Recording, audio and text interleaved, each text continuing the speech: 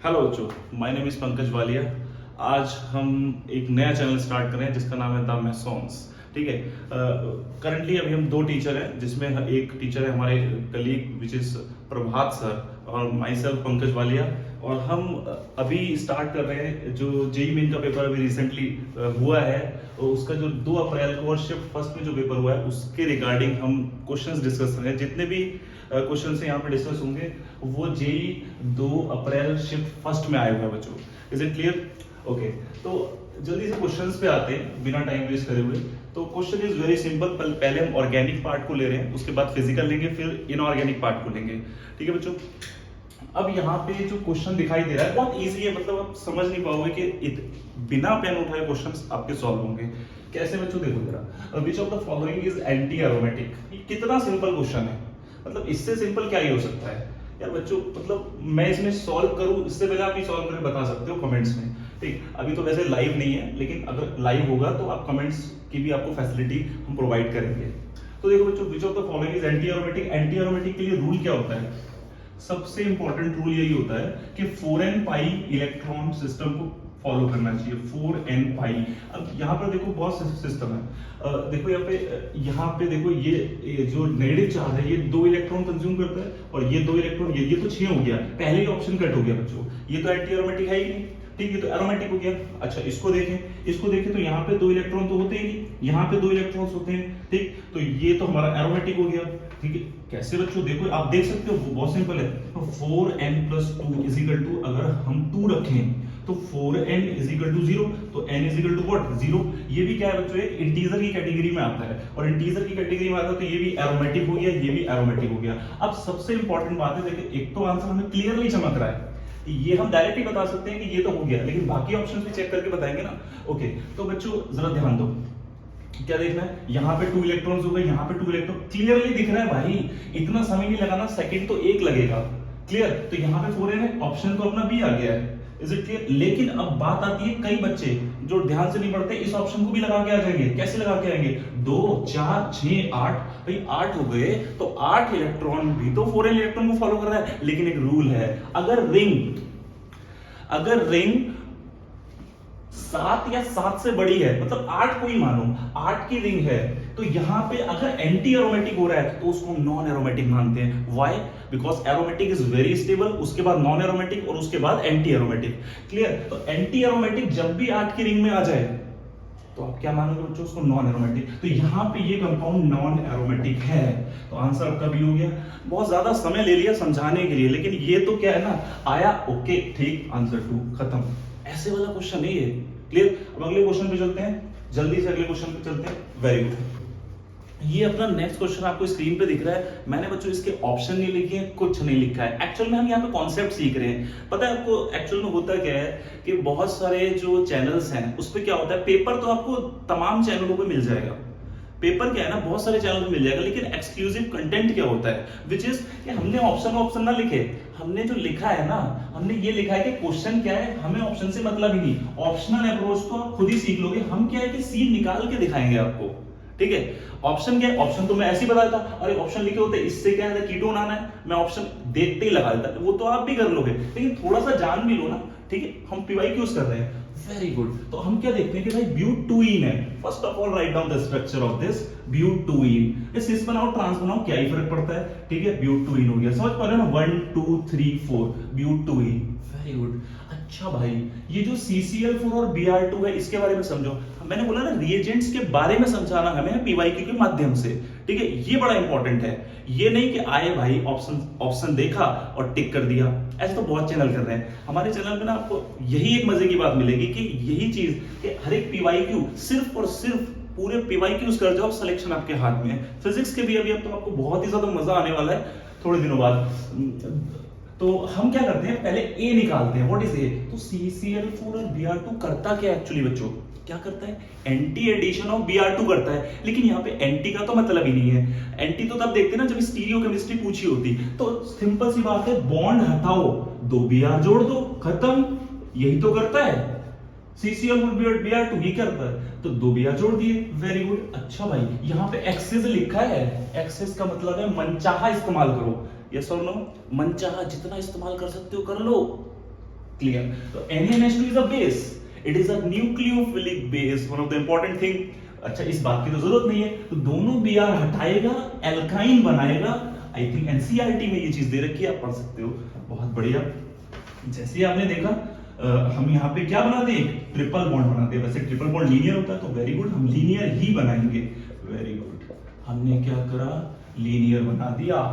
अब बच्चों एक्सेस था तभी तो दोनों Br निकाले, अगर एक मोल दिया होता तो एक ही बार निकालते। अब ये बड़ी ही फेवरेट इक्वेशन है, मैं तो आंसर यहीं से लगा देता, लेकिन आपको बताना है।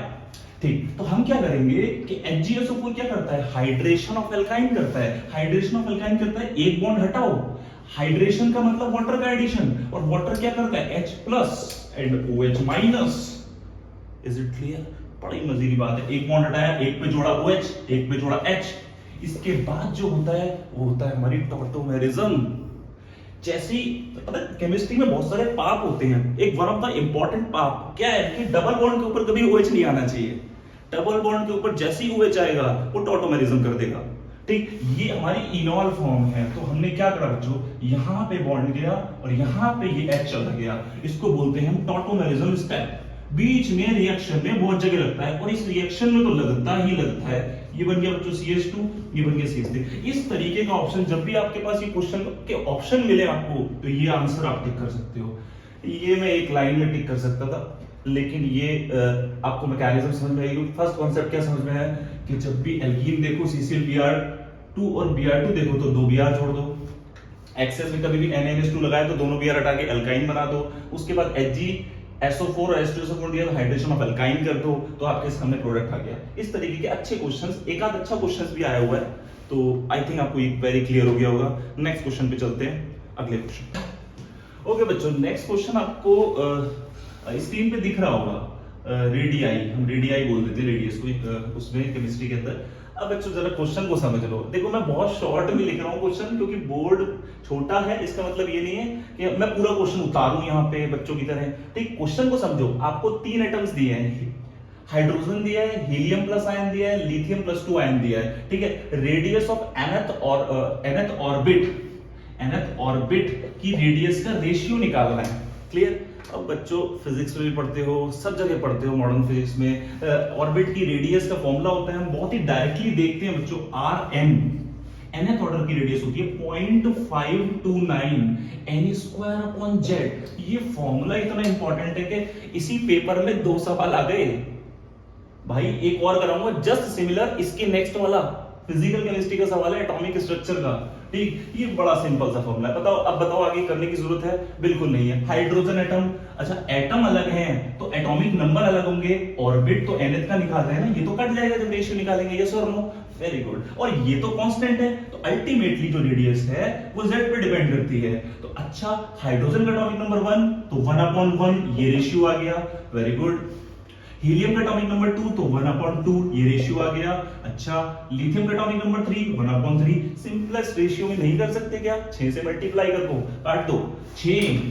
अच्छा, 2 × 6, okay, 3 × 2 = 6, 6 3 2 is the correct answer. बताओ यस और नो? इतने सिंपल सवाल एनटीए डिजाइन कर रहा है। इसी तरीका से बच्चों एडवांस के भी कराए जाएंगे। वन ऑफ द मतलब पेन भी नहीं उठाना पड़ेगा एडवांस के क्वेश्चनों में आपको। समझ पा रहे हो बच्चों? बहुत इजी सवाल था, इसमें अब टाइम वेस्ट नहीं कर रहा मैं। नेक्स्ट इसी का सवाल पेपर में आया, जस्ट इसी फॉर्मूले में, वो लेके आते हैं बच्चों। फिर से आ गए, देखो नेक्स्ट क्वेश्चन के साथ आपके सामने। देखो मैंने बड़ा शॉर्ट में क्वेश्चन लिखा है, ज्यादा लंबा लिखने की जरूरत नहीं। पता है क्या है, क्वेश्चन को पढ़ने का बच्चों एक तरीका होता है। ऐसा नहीं है भाई आपके पास पैराग्राफ में क्वेश्चन आ गया, अब आप तीसरी क्लास का बच्चा या 5वीं क्लास के बच्चे को जब पैराग्राफ का क्वेश्चन दिया जाता है ना, वो करता क्या है, वो ये करता है एक एक लाइन पढ़ता है। अब वो करता क्या, जब उसको पैराग्राफ का क्वेश्चन देखता है ना, तो वो ये करता है कि अच्छा पैराग्राफ में से ही आंसर मिल जाए। अरे नहीं भाई, पैराग्राफ का स्टार्टिंग का वर्ड पढ़ो। अरे टॉपिक समझ में आ गया, पैराग्राफ को काट दो पेपर पे, इसको देखना ही नहीं है, सिर्फ क्वेश्चन को देखो और अपने माइंड में सोचो व्हाट इज द फॉर्मूला। ठीक, अच्छा ये तो पैराग्राफ का क्वेश्चन नहीं है, मैं बस ये बता रहा था कि मैं बहुत शॉर्ट में क्वेश्चन लिख रहा हूं। मेरे कहने का मतलब ये था। अब इसमें पूछा क्या है, मैं आपको समझा ही रहा हूं इतनी देर से। क्या पूछा है इसमें? ये पूछा है कि ये 3 एलिमेंट्स हैं, manganese, iron and cobalt. There are 3 elements. अच्छा, इसमें Eg इलेक्ट्रॉन बता दो। क्या बता दो बच्चों? Eg electrons. अब इजी इलेक्ट्रॉन्स क्या है, किसी बच्चों को पता नहीं होगा व्हाट इज इजी इलेक्ट्रॉन। आपने कोऑर्डिनेशन पढ़ा है, अगर कोई पीवाईक्यू कर रहा है तो थोड़ा सा तो आइडिया है, और कुछ भी आइडिया नहीं है तो मैं बताने के लिए खड़ा हूं। Very good. इजी इलेक्ट्रॉन्स क्या होते हैं? इजी इलेक्ट्रॉन्स बच्चों होते हैं, जब आप क्रिस्टल फील्ड स्प्लिटिंग पढ़ते हो तो T2G और EG की स्प्लिटिंग होती है CFSE। Is it clear? तो EG में इस कंडीशन के लिए कितने कितने इलेक्ट्रॉन्स आएंगे उनका सम बता दो। It is a integer type question, अभी रिसेंटली आया है। बताओ बच्चों, समझ में आ रहा है? बहुत एनर्जी लग रही है, ठीक? कैसे? अब देखो मैं यहाँ पे थोड़ा सा डायग्राम बनाता हूँ। 1 2 3 this is called T2G, 1 2 which is called EG। बहुत बढ़िया। अब बहुत बढ़िया तो है, पहले ये देख के बताओ बच्चों। मैं तो इसको एक लाइन में कर देता हूं बच्चों, फिर मैं कह रहा हूं मैं आपको समझाने बैठा हूं, अपने आप को हीरो बनाने नहीं बैठा हूं यहाँ पे कि भाई आपको तमाम तरह की कोचिंग में किसी के नाम नहीं ले रहा कि एक लाइन में कर दो, एक लाइन में कर दो। ठीक है भाई, बच्चे को सिखाओ तो एक लाइन में तो कर देंगे, एक लाइन में तो वो करना चाहिए ना, हम तो कर ही देंगे। ठीक, ओके। सबसे इंपॉर्टेंट बात क्या होगी कि Cn is a strong field ligand. कैसा है बच्चों? Strong field ligand. और स्ट्रॉन्ग फील्ड लिगेंड के लिए मैं एक बात कहता हूं कि ऊपर तब तक नहीं जाना जब तक नीचे फिल ना हो जाए। क्या समझे बच्चों? ऊपर तब तक नहीं जाना जब तक नीचे के सारे इलेक्ट्रॉन फिल ना हो जाए। मतलब कहने का क्या है, 1 2 3 4 5 6 7वां ऊपर जाएगा। समझ पा रहे हो? अगर यही वीक फील्ड लिगेंड होता तो क्या होता? 1 2 3 4 5 6 7 8। This is correct. Is it clear to? ठीक है, okay, very good. Strong field ligand है, Mn है। Mn की इलेक्ट्रॉनिक कॉन्फ़िगरेशन, अच्छा 6 में से 2 गया, सभी +2 ऑक्सीडेशन स्टेट में है बच्चों। ये तो सभी को समझ में आ रहा है, सारे एलिमेंट +2 ऑक्सीडेशन स्टेट में है। अच्छा +2 में क्या होता है बच्चों? +2 में इसकी कॉन्फ़िगरेशन होती है D5। ये सब बच्चों को याद है। इसकी कॉन्फ़िगरेशन होती है D6, इसकी कॉन्फ़िगरेशन होती है आयरन कोबाल्ट D7। ये बच्चों बात समझ में आ रही है सबको? Very good. अच्छा D5 भरेंगे, 1 2 3 4 5, ऊपर तो गया नहीं, मतलब इस वाले में EG इलेक्ट्रॉन कितने हो गए? 0 हो गए। Very good. अच्छा D6 एक और भर दो, इस वाले में भी EG इलेक्ट्रॉन कितने हो गए? 0 हो गए। Very good. कोबाल्ट, कोबाल्ट में बच्चों 6 तो नीचे भरे गए, एक ऊपर चला गया, और जो ऊपर गया वही तो इलेक्ट्रॉन है। तो पहले में 0, दूसरे में 0, तीसरे में 1, तीनों को प्लस करो और 1 आ गया बच्चों। यस और no? This is the answer. Integer type question का आंसर है। कितना सिंपल सरल पेपर आता है, यकीन मानो कि 100 में से 100 नंबर लाने ही चाहिए इस पेपर में। तो क्लियर हो गया? बहुत सरल पेपर है। केमिस्ट्री इज वेरी इजी, और केमिस्ट्री के बेसिस पे ही रैंक बनाई जाती है, सभी बच्चों को पता है। तो नेक्स्ट क्वेश्चन पे चलते हैं बच्चों। ये क्वेश्चन समझ में आ रहे हैं नहीं आ रहे, इसको आपको जरूर कमेंट बॉक्स में बताना है बच्चों। क्लियर है? और अपने चैनल को जितना ज्यादा से ज्यादा वायरल कर सकते हो ना, कर दो, क्योंकि इस पे जो ऐसा कंटेंट आने वाला है कि आपने अभी तक देखा नहीं होगा। अभी ये बहुत छोटे लेवल से स्टार्ट हुआ है, आपको लग रहा होगा this is the first video, लेकिन ये नहीं है, तो शुरुआत है बच्चों। अब इस पे ऐसा कंटेंट आएगा कि आप जबरदस्त कंटेंट है। मैं क्या बताऊं इस बारे में, लेकिन ये जो सवाल है ये आपको बिल्कुल बेहतरीन मेथड से मिलेंगे। नेक्स्ट सवाल पे चलते हैं। ठीक है बच्चों, नेक्स्ट क्वेश्चन पे आ गए। फिजिकल का क्वेश्चन लेके आए, बहुत ही सरल क्वेश्चन है, मोल कंसेप्ट से आया ये क्वेश्चन। और मोल कंसेप्ट के क्वेश्चन में जब आप पूरा मोल कंसेप्ट आपको एक्सक्लूसिव पढ़ाऊंगा, उसमें और ही मजा आने वाला है। कुछ दिनों बाद स्टार्ट करेंगे मोल कंसेप्ट, लेकिन अभी ये क्वेश्चन आया इसके बारे में देखो। मोल कंसेप्ट कुछ होता ही नहीं है, 3 कंसेप्ट है बच्चों।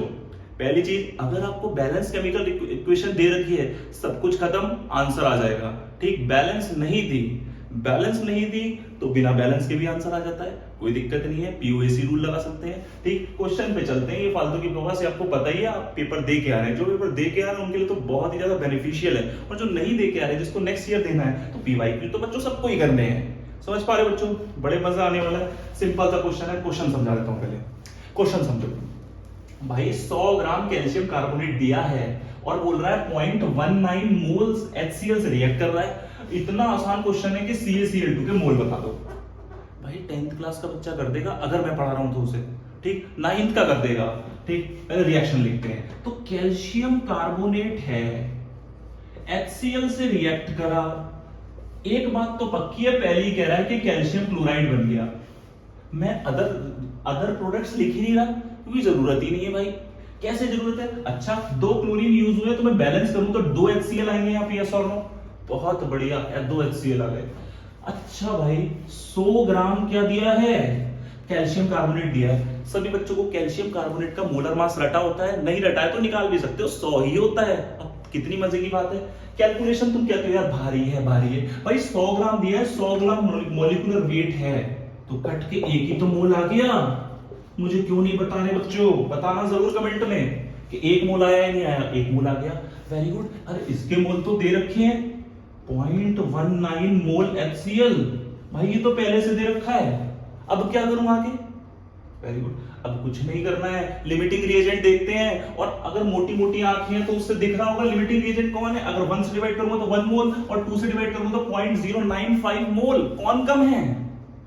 नहीं समझे लिमिटिंग रिएजेंट? समझ लो भाई, यहां पे करते क्या है, जिसको नहीं आता लिमिटिंग रिएजेंट समझ सकता है। इसके स्टोइचियोमेट्रिक कोएफिशिएंट से मोल को डिवाइड करेंगे तो 1 को 1 से डिवाइड करेंगे कितना आएगा? 1 मोल। और इधर 2 से डिवाइड करेंगे तो 0.095 मोल आएगा। वो तो बहुत कम है, 1 से 1 और 0.09 में कौन कम है? जो कम होता है वही लिमिटिंग रिएजेंट होता है, और लिमिटिंग रिएजेंट के बेसिस पर ही आगे की कैलकुलेशन की जाती है।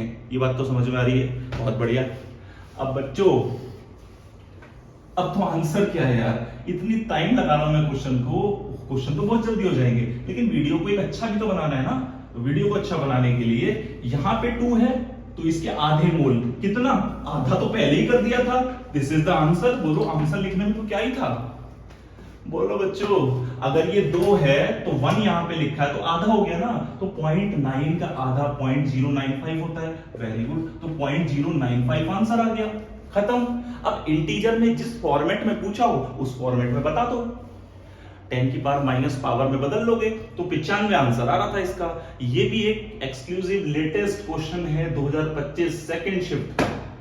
बच्चों बताओ, ये जरूर लिख देना कमेंट में कि मजा आ रहा है या नहीं आ रहा है। इससे भी बेहतर डालेंगे, क्योंकि आपके कमेंट्स ही हमें आगे के लिए मोटिवेट करेंगे, कि आपके कमेंट्स बताएंगे हमें कि हम कितना और भी अच्छा कर सकते हैं। ठीक है, अच्छा नेक्स्ट क्वेश्चन पे चलते हैं। क्वेश्चन आपको स्क्रीन पे दिखाई दे रहा है। तो नेक्स्ट क्वेश्चन में बच्चों बड़ा ही सिंपल क्वेश्चन है, मैंने मॉलिक्यूल लिख दिया। पूछा क्या है पहले समझो, जो क्वेश्चन में पूछा क्या है। ये पूछा है कि हमने मार्क करके दे दिए कार्बन्स को, कार्बन्स मार्क करके दे दिए हैं 1 2 3 4, सभी को नजर आ रहे हैं? बहुत बढ़िया। अच्छा भाई, कार्बन में इन पोजीशंस पे फ्री रेडिकल बना बना के देखो। ये पूछा least and highest stable free radical बता दो। क्वेश्चन समझ में आ रहा है बच्चों?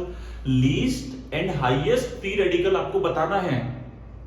लीस्ट और हाईएस्ट, अरे भाई बना बना के देख लो यार, बड़ा सिंपल होती है चीजें। पता नहीं यार, तुम इतना केमिस्ट्री इतनी आसान है ना, पता नहीं लोग उसे इतना भारी बनाए हुए। अच्छा एक बात सोचो, मेरा पेट डायलॉग है बच्चों ये, और तुम लोग जितने भी यूट्यूबर्स है ना, मतलब यूट्यूब पे पढ़ रहे हो बच्चों, यूट्यूबर्स तो मैं हूं। अच्छा ठीक है, ये ना फैला दो, ये मेरा डायलॉग है और कोई नहीं बोलता है, ये पूरी मतलब दुनिया में मैं बोलता हूँ सिर्फ। और केमिस्ट्री किसकी अच्छी?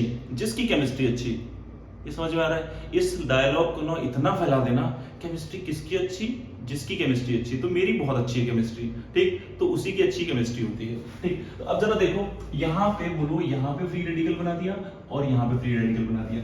अच्छा भाई, हाईएस्ट एक बात तो देखो कि डबल बॉन्ड हो ट्रिपल बॉन्ड हो, इन पर अगर फ्री रेडिकल है ना तो ये केमिस्ट्री में पाप होता है, सबसे कम स्टेबल होता है ये फ्री रेडिकल। अगर डबल बॉन्ड और ट्रिपल बॉन्ड पे फ्री रेडिकल बन रहा है बच्चों तो वो सबसे कम स्टेबल होता है। तो 1 तो लीस्ट हो गया, लीस्ट की बात करें तो 1 हो गया, वेरी गुड।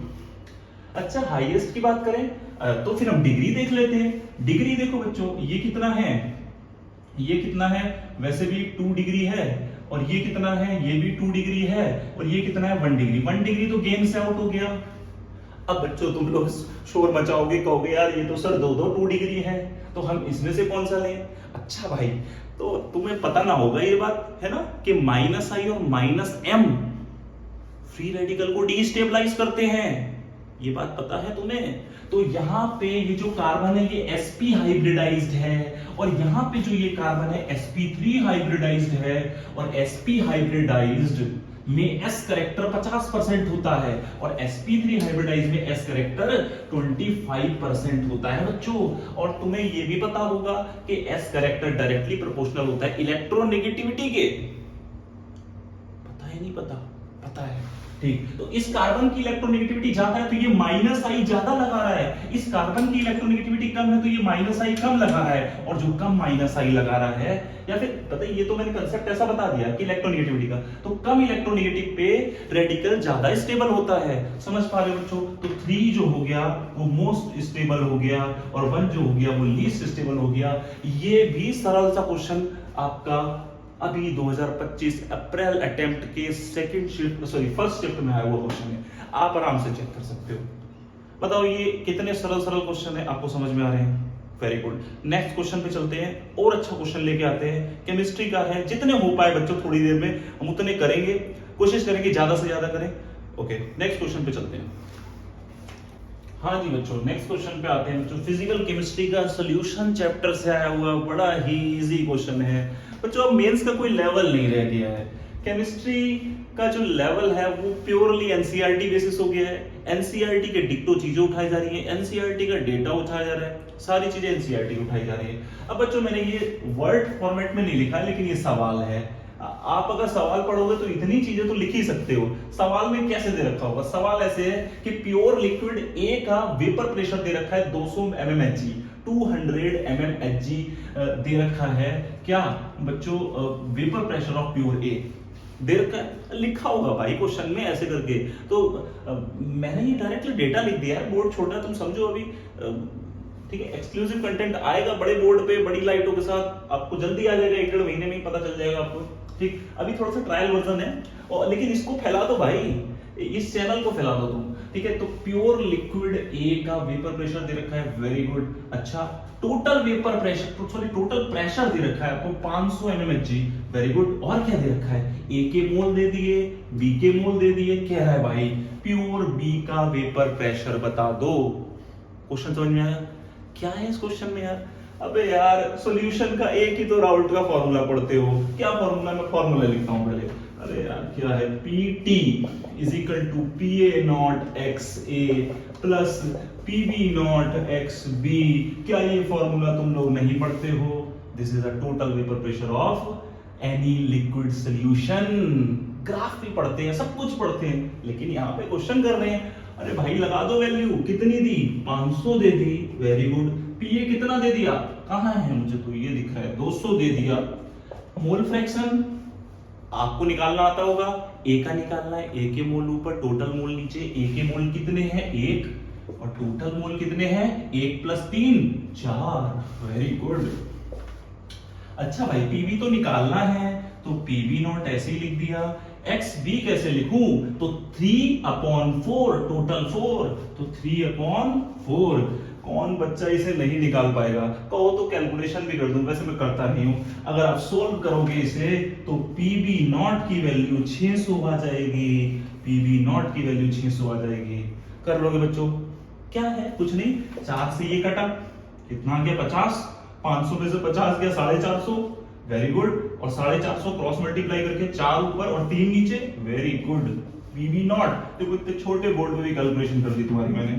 ये बन गया 150, और 150 की 4 से मल्टीप्लाई करोगे 600 ही आ जाएगा। कितना आ जाएगा बच्चों? 600 ऊपर लिख दिया, खत्म क्वेश्चन। क्या मैं इसमें पेन उठाता? अरे यार क्यों उठाता? मैं सीधा ये लिखता, ये लाइन, और एक लाइन में सोल्यूशन आता। इंटीजर टाइप क्वेश्चन है बच्चों। ये बताओ, थोड़ी बातें कर लेते हैं, क्वेश्चन तो काफी हो चुके हैं, और भी कराएंगे अभी 1-2 क्वेश्चन। बात ये है बच्चों कि बहुत से बच्चे इंटीजर टाइप क्वेश्चन से घबराते हैं, कहते हैं यार क्वेश्चन में ऑप्शन हो तो मजा आ जाता है, लेकिन इंटीजर टाइप नहीं होते। अबे यार इंटीजर टाइप तो और भी आसान होते हैं। आजकल तो वैल्यू भी देखो कितनी आसान आ रही है। 600 आंसर आ गया, बताओ क्या है इसमें? इधर कर गए आंसर आ गया। ठीक है, बहुत आसान क्वेश्चन होते हैं। मैं क्या बताऊं इसमें तो क्या ही क्वेश्चन है, इसमें और कुछ बता भी नहीं सकता। मेरे ख्याल से अगले क्वेश्चन पे चलना पड़ेगा। ठीक, ओके बच्चों, नेक्स्ट क्वेश्चन आ गया। बहुत ही सरल तरीके से मैंने बोर्ड पे लिख दिया है, ग्राफ बना दिया है, केमिकल काइनेटिक्स से आया हुआ क्वेश्चन है बच्चों।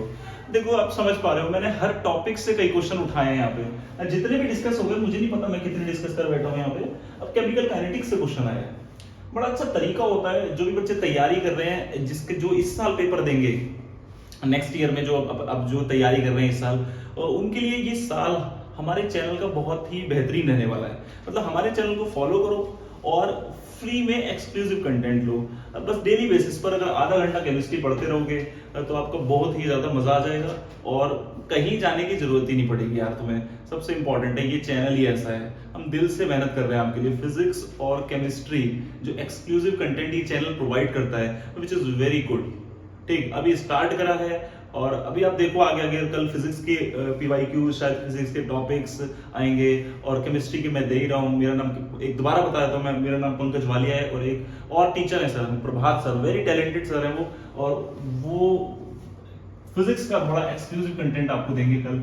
कल से स्टार्ट करेंगे या फिर आज से ही स्टार्ट करेंगे, देखते हैं। तो इस क्वेश्चन को देखो बच्चों, क्वेश्चन जो है एक ग्राफ दिया है, ग्राफ दिया है हाफ लाइफ और इनिशियल कंसंट्रेशन में ग्राफ दिया है। हाफ लाइफ और इनिशियल कंसंट्रेशन में ग्राफ दिया है और स्लोप दे दिया है। और आपको ये बड़ा ही इंटरेस्टिंग फैक्ट है कि ये पता होगा कि हाफ लाइफ और इनिशियल कंसंट्रेशन में जो ग्राफ दिया होता है, अगर वो ओरिजिन से पास होने वाली लाइन होता है तो तुरंत बता देते हो कि वो जीरो ऑर्डर है। कौन सी ऑर्डर रिएक्शन है? जीरो ऑर्डर रिएक्शन है। और जीरो ऑर्डर रिएक्शन में स्लोप दिया है तो यार मजा ही आ जाता है कि टी हाफ जो होता है वो A0/2k होता है। A0/2k, ये फार्मूला मैं पढ़ाता हूं बच्चों। केमिकल काइनेटिक्स तो ऐसा चैप्टर होता है ना कि इसका सवाल तो छोड़ा ही नहीं जाता, और पूरी केमिस्ट्री का सवाल नहीं छोड़ना यार। इस चैनल पे आ गए ना तो केमिस्ट्री तो पूरी करके आओगे, ये मैं अपने एक्सपीरियंस से बता रहा हूं। बस इस चैनल को फॉलो करो। और ठीक है, अब बताओ बच्चों, स्लोप दिया आपको। स्लोप क्या होता है, किस किस में ग्राफ खींचा है? अब आपको यार 10th की बात तो पता है ना, ओरिजिन से पास होने वाली लाइन y = mx, तो स्लोप इज व्हाट 1/2k। मैं बस मेथड बता रहा हूं, कैलकुलेशन नहीं करूंगा। अच्छा, ये वैल्यू तुम यहां रखोगे तो बताओ बच्चों, k की वैल्यू नहीं निकाल लोगे? k की वैल्यू निकाल लोगे, बहुत बढ़िया। अब जब k आ जाएगा तो क्या पूछा है, ये नहीं पूछा कि k बता दो, पूछा क्या है कि 10 मिनट बाद कंसंट्रेशन कितनी हो जाएगी, ये बताना है। तो बच्चों में ऊपर देखता हूं, जरा यहां देखो, क्या आपको ये फॉर्मूला नहीं याद? Initial minus final = KT। और इनिशियल कंसंट्रेशन, अरे वाह, क्वेश्चन में दिया, यहां रखो जाके। फाइनल 10 मिनट्स में निकालनी है, मतलब ये रख दिया हमने। मैं ये नीचे वैल्यू रख के दिखा रहा हूं, कैलकुलेशन फिर मैं बता रहा हूं नहीं करूंगा इस क्वेश्चन की, बिल्कुल नहीं करूंगा। 2.5 दिया है, माइनस 10 मिनट पे निकाल लेंगे। Okay, = k। k की वैल्यू यहां से आएगी, k × 10, यहां पे मल्टीप्लाई करोगे, k की वैल्यू यहां से रख दोगे, ये नहीं आ जाएगा। Very good. और जब ये आ जाएगा तो इसकी वैल्यू कितनी आ जाएगी? मेरे को बच्चों, मैंने सॉल्व किया था तो 10 मिनट्स पे जो कंसंट्रेशन आएगी लगभग 2 के बराबर आ जाएगी। आप इसे सॉल्व कर लेना, मुझे बताना कमेंट्स में कि ये वाला क्वेश्चन आपको समझ में आया नहीं आया। केमिकल काइनेटिक्स का बहुत ही बढ़िया क्वेश्चन था ये, मतलब जीरो ऑर्डर का क्वेश्चन है, मेंस में आया हुआ है, सिंपल सा क्वेश्चन है। स्लोप निकाला, स्लोप से k आया और k से t टाइम पे कंसंट्रेशन आ गई। I think it is clear to all, सभी बच्चों को। और ले लेते हैं एक दो क्वेश्चन। ओके बच्चों, बड़ा ही प्यारा क्वेश्चन थर्मोडायनेमिक्स का है यार। पता है थर्मोडायनेमिक्स के क्वेश्चन मुझे क्यों बढ़िया लगते हैं यार? क्वेश्चन एक्चुअल में क्या स्टेटमेंट वाले पूछता है। जो ट्रेंड चल रहा है, जो आपका ये मेंस का ट्रेंड चल रहा है ना, थर्मोडायनेमिक्स से अगर क्वेश्चन आएगा तो 90% से ऊपर केमिस्ट्री में चांस है कि स्टेटमेंट बेस्ड आएगा। अब स्टेटमेंट बेस्ड में होता है कि बच्चे गलती करते हैं कि बच्चे रट्टा मारते हैं फॉर्मूलेस का। ठीक है भाई, रट्टा मारते हैं, कंसेप्चुअली स्ट्रांग नहीं रहते। कंसेप्चुअली स्ट्रांग रहेंगे तो ये स्टेटमेंट वाइज क्वेश्चन इतने सरल होते हैं ना कि यार एक बार एक बार पढ़ लो ना तो बड़ा ही मजा आ जाता है। चलो मैं एक क्वेश्चन कराता हूँ, ये लास्ट क्वेश्चन रहेगा, फिर हम कल से ना प्रॉपरली आपको गाइड करेंगे। प्रॉपरली 1 आवर की क्लास रहा करेगी, मतलब 1 आवर की क्लास में जितने भी क्वेश्चन हो जाए PYQs, मैं एडवांस के भी लाऊंगा साथ साथ में। अभी जो करंटली पेपर्स हुए उनके हम बता रहे हैं। तो देखो बच्चों, प्रोसेस एडियाबैटिक है। प्रोसेस कैसा बच्चों? एडियाबैटिक। एडियाबैटिक बहुत सिंपल होता है, Q0 होता है भाई। Q मतलब ना हीट बाहर जा रही है ना अंदर आ रही है, विच इज कॉल्ड Q0। ठीक, एडियाबैटिक है, मैंने लिख दिया भाई, यहाँ पे Q0 है। अरे भाई मोस्ट ऑफ द क्वेश्चन ना फर्स्ट लॉ ले जाता है, फर्स्ट लॉ ऑफ थर्मोडायनेमिक्स ज्यादातर क्वेश्चन ले जाता है। एडियाबैटिक बोल दिया, अब बोला है कि भाई इनमें से बता दो एडियाबैटिक के लिए कौन से स्टेटमेंट करेक्ट है, ठीक है। अच्छा बी लिखा, अच्छा बी के आगे मैंने डैश से लगा दिया तो ऊपर वाला कॉपी है, ओके। फर्स्ट स्टेटमेंट को देखते हैं, molar heat capacity is 0, okay. Molar heat capacity बच्चों जगह नहीं है, थोड़ा सा एडजस्ट करेंगे यहाँ पे, बहुत सिंपल सा है, dq by g, dq by dt, ठीक है। मोलर हीट कैपेसिटी का ये फॉर्मूला आपको पढ़ा होगा आपने। अब भाई Q0 है तो मोलर हीट कैपेसिटी तो 0 होगी ना, तो भाई पहला स्टेटमेंट तो करेक्ट दिख रहा है बिल्कुल, मोलर हीट कैपेसिटी 0 है। अब भाई इंफिनिटी हो सकती है क्या, यही सेकंड स्टेटमेंट में molar heat capacity is infinity, पहला करेक्ट हो गया तो इंफिनिटी कैसे हो जाएगी यार, ये तो समझ से बाहर है, ठीक। तो दूसरा इनकरेक्ट हो गया। अच्छा और देखते हैं भाई, तीसरा स्टेटमेंट बोल रहा है कि work done on the gas is equal to increase in internal energy, okay भाई। चेक करते हैं फर्स्ट लॉ अपना मेन बढ़िया सा लॉ जो है du is equal to q plus w, chemistry में यूज करते हैं, फिजिक्स में दूसरा करते हैं, हम ये यूज करते हैं q प्लस w। भाई q0 है, q0 है, जब q0 है तो du is equal to w, और क्या कह रहा है, work done equal to increase in, ठीक है भाई ये तो सही है, वर्क डन जो होगा वो इंटरनल एनर्जी के तो इक्वल हो गई भाई, ठीक है। अच्छा इंक्रीज इन टेम्परेचर, अच्छा चौथे स्टेटमेंट में देख लेना, दो तो करेक्ट हो चुके हैं, the increase in temperature result in the decrease in internal energy, okay ठीक। तो आपको पता है बच्चों delta U is equal to NCV delta T को हम लिख लेते हैं T2 minus T1, is it clear बच्चों, सभी बच्चों को पता होगा। अच्छा बोल रहे हैं कि टेम्परेचर को इंक्रीज कर दो, मतलब T2 बढ़ा दो, अगर T2 माइनस T1 होगा तो वैल्यू इज पॉजिटिव, बोलते क्यों नहीं बच्चों, बोलोगे कैसे, क्योंकि आप अभी ऑफलाइन पढ़ रहे हो ना, ऑनलाइन में बोलोगे ठीक, वो भी कमेंट में, ठीक। तो T2 minus T1 is positive, T2 minus T1 is positive, very good. अगर ये पॉजिटिव है तो U2 माइनस U1 तो इंक्रीज करेगा, बात को समझ पा रहे हो, मतलब अगर T2 माइनस T1 पॉजिटिव है तो ये टर्म पॉजिटिव हो गई, और टर्म पॉजिटिव हो गई तो डेल्टा U पॉजिटिव हो गया, डेल्टा U पॉजिटिव का मतलब इंक्रीज करेगा, इसने लिखा है कहां डिक्रीज करेगा, स्टेटमेंट इनकरेक्ट हो गया। बड़ा ही मजा का चैप्टर होता है यार ये, कभी डिटेल में पढ़ाऊंगा ना इतना तो मजा आता है इस चैप्टर को पढ़ाने में, थर्मोडायनामिक्स, और इतनी गहराई है इसमें कि खत्म नहीं हो सकता। तुम इंजीनियरिंग में जाओगे, इंजीनियरिंग में तो भाई थर्मोडायनामिक्स ही हर जगह, आई थिंक ये समझ में आया होगा बच्चों। आज बताओ ये बच्चों वीडियो आपको बिल्कुल क्लियर हुई होगी, और इस चैनल को बच्चों यार फैला दो यार, ठीक है, बहुत मेहनत से पढ़ा रहे हैं, ठीक। इस चैनल को फैला दो, चैनल का नाम आपको पता है द मैसॉन्स, ठीक है, ये जो ब्रांड है ना इसको फैला दो, ये ब्रांड कितनी ऊपर जाएगी मेरे को भी नहीं पता, और ये जाएगी बहुत ऊंची, ठीक। ये तो द मैसॉन्स है, इसको फैला दो, और इसमें जो कंटेंट आने वाला है ना, इसमें जो टीचर्स हैं वो बहुत शिद्दत से पढ़ाएंगे आपको, ठीक, मेरी तरह जितने भी टीचर्स इस पे इंक्लूड होंगे, फिजिक्स के, मैथ्स के, बायोलॉजी के, केमिस्ट्री के, मैं खुद हूँ इस पे ना, मैं समझ नहीं पा रहा हूँ, मैं हर टीचर को यहाँ पे लाऊंगा इस प्लेटफॉर्म पे, और बेस्ट से बेस्ट स्टडी आपको इसमें प्रोवाइड होगी।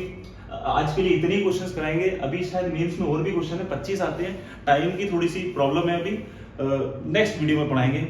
तो बच्चों कमेंट सेक्शन में जरूर बताना, और इसको सब्सक्राइब करवाओ, ज्यादा से ज्यादा सब्सक्राइब कराओ, इससे क्या है ना, हमें ना एंथुसियाज्म मिलेगा, एक्साइटमेंट मिलेगा कि हम और एक्सक्लूसिव और बढ़िया से बढ़िया कंटेंट डालें, ठीक है बच्चों। Thumbs up for today, thank you.